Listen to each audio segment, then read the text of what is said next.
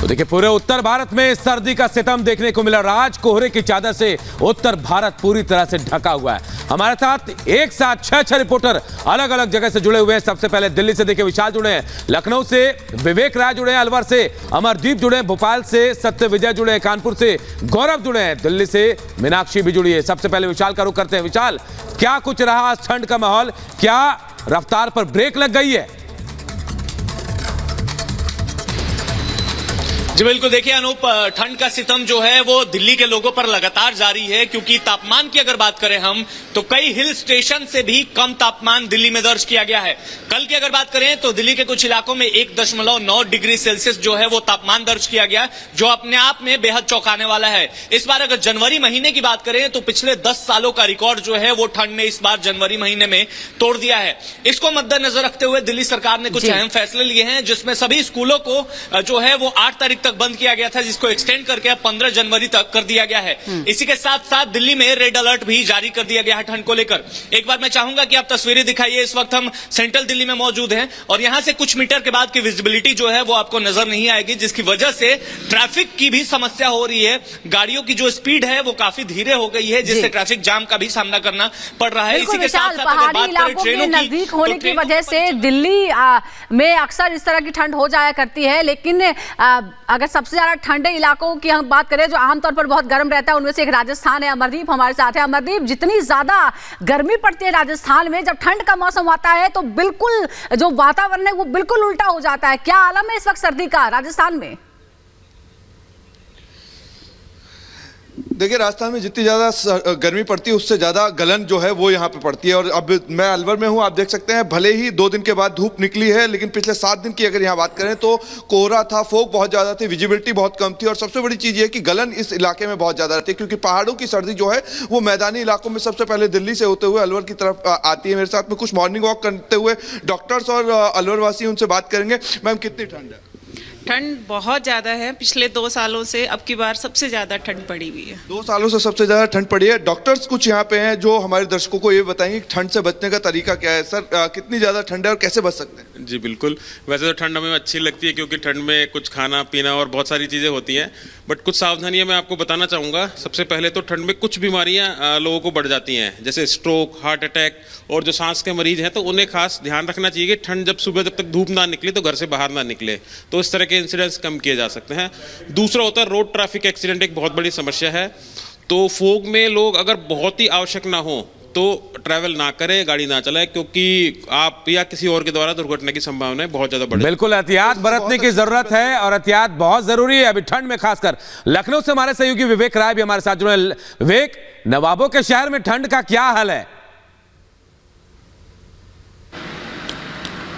देखिए, बिल्कुल ठंड की अगर फिलहाल की आपको स्थिति बताएं तो तकरीबन 3 डिग्री सेल्सियस इस वक्त का तापमान। और सीधे तस्वीरों पर चलते हैं, आपको दिखाते हैं। इस वक्त मैं 1090 चौराहे पर खड़ा हूं और अगर आप विजिबिलिटी देखिए तो 40 से 50 मीटर की विजिबिलिटी आपको दिखेगी। उसके आगे की जो तस्वीर है वो नहीं दिख रही, यानी कि जो कोहरे की मोटी चादर है वो पूरे लखनऊ में उस कोहरे की मोटी जो चादर है वो चढ़ी हुई है। और इसी के साथ साथ पूरे उत्तर प्रदेश का यही तकरीबन हाल है। और आज इसी को लेकर के मौसम विभाग की तरफ से तकरीबन 15 ऐसे जिले जो पश्चिमी उत्तर प्रदेश के हैं उसमें रेड अलर्ट, तो वहीं पूर्वी उत्तर प्रदेश के कुछ जिलों में ऑरेंज अलर्ट तक जारी किया गया है, क्योंकि तापमान लगातार गिरता जा रहा है। हालांकि पिछले 5 दिनों से ये स्थितियां ऐसी हैं बनी हुई, लेकिन अगर ये बात करें, अगर मौसम विभाग की बात करें तो उसने ये भी कहा है कि अगले 1 से 2 दिनों में लोगों को कुछ राहत मिल सकती है। अब देखिए, जो भी लोग यहाँ पर, अगर मैं 1090 चौराहे की बात करूँ तो जो भी लोग यहाँ से निकल रहे हैं, आप देखिए लाइट जला करके निकल रहे हैं, क्योंकि विजिबिलिटी बहुत ज़्यादा कम है। दूर दूर तक से जो गाड़ियाँ आ रही हैं वो तकरीबन 40-50 मीटर इधर आने के बाद ही उन गाड़ियों आसपास से लोग गुजर रहे हैं। तो इसी तरह की मोटी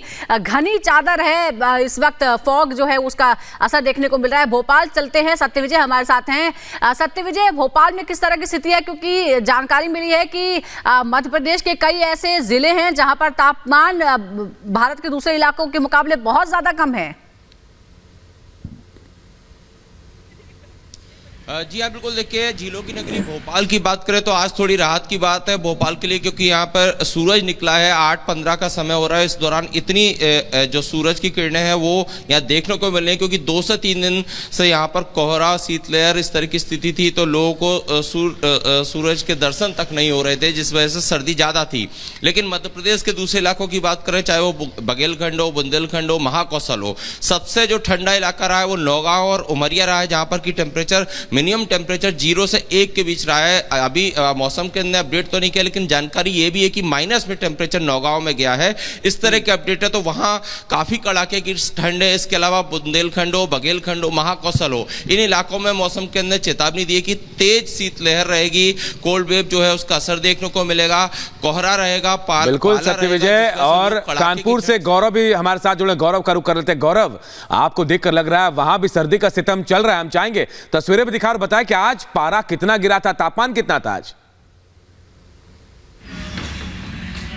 देखिए, आपको बता दें साफ तौर पर कि 2 डिग्री के तकरीबन जो तापमान है वो इसमें है। और तस्वीरें आपको कानपुर दिखाने जा रही है। साफ तौर पर जो कोहरा है वो देखने को मिल रहा है। लगातार आपको बात अगर कानपुर की जाए तो कानपुर आपको बता दें अब तक तकरीबन 100 के आसपास का जो पारा है वो जो है लोगों की जो मृत्यु वो हो चुकी है। क्योंकि आपको बता दें कानपुर में लगातार एक के बाद एक जो रोज ग्राफ है वो बढ़ रहा है। चूँकि जो ब्रेन स्ट्रोक है उसकी लगातार जो सूचनाएं थी वो मिल रही थी। कार्डियोलॉजी का अगर एक जो इन्होंने नोटिस जारी किया था उसके साथ तौर पर देखें तो साफ तौर पर यहाँ पर लगातार जो लोग हैं उनको ब्रेन स्ट्रोक और हृदय रोग समस्या जो थी वो लगातार देखने को मिल रही थी।